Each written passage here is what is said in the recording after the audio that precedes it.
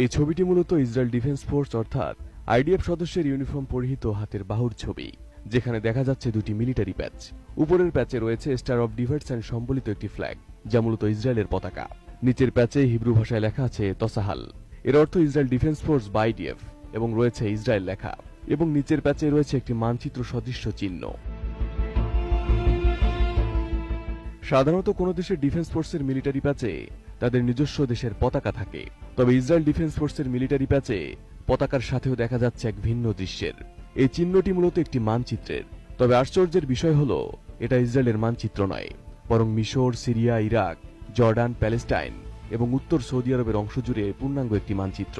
কিন্তু প্রশ্ন হল, ইসরায়েলের মিলিটারি প্যাচে কেন অন্যান্য দেশের মানচিত্র থাকবে? বিশ্লেষকরা বলছেন, মূলত এটাই গ্রেটার ইসরায়েল থট, যা সম্পর্কে ইহুদিদের ধর্মগ্রন্থ তোরাতে উল্লেখ আছে। তোরাতে মিশর, সিরিয়া, ইরাক, জর্ডান, প্যালেস্টাইন এবং উত্তর সৌদি আরবের অংশ ইহুদিদের জন্য প্রমিসড ল্যান্ড হিসেবে উল্লেখ করা হয়েছে। ইহুদিরা বিশ্বাস করেন, ধীরে ধীরে এই অঞ্চলগুলো ইসরায়েলের মানচিত্রের সাথে মিলে গ্রেটার ইসরায়েল তৈরি করবে।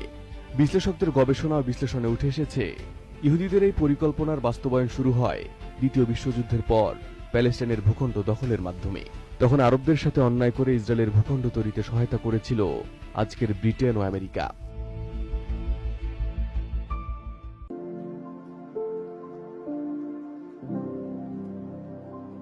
বিশ্লেষকরা বলছেন, বর্তমানে নিজেদের জায়গা মজবুত করে ধাপে ধাপে পরবর্তী মিশনগুলো বাস্তবায়নে কাজ করে যাচ্ছে ইহুদিরা, যার বর্তমান দৃষ্টান্ত আজকের মধ্যপ্রাচ্যের উত্তেজনা। বর্তমানে গাজা, লেবানন, সিরিয়া ও ইরানে নারকীয় আগ্রাসন চালাচ্ছে ইসরায়েল, সাথে আছে যুক্তরাষ্ট্র। বিশ্লেষকরা বলছেন, ইসরায়েলের এই গ্রেটার থট বাস্তবায়নে সবচেয়ে বড় বাধা হচ্ছে ইরান, কারণ এসব দেশে শক্তিশালী প্রক্সি নেটওয়ার্ক গড়ে তুলেছে তেহরান।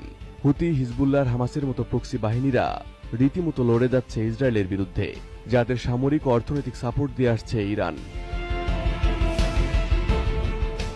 আর তাই ইরানকে এখন ধ্বংস করতে যুক্তরাষ্ট্র ও ইসরায়েল মাঠে নেমেছে। ইরানে হামলার পাশাপাশি লেবাননেও ব্যাপক হামলা চালাচ্ছে নেতানিয়াহুর বাহিনী। এমনকি গোটা পশ্চিমা বিশ্বকে ইরানের বিরুদ্ধে উস্কে দিচ্ছে নেতানিয়াহু, কারণ ইরান থাকলে তারা এই গ্রেটার ইসরায়েল প্রতিষ্ঠা করতে পারবে না।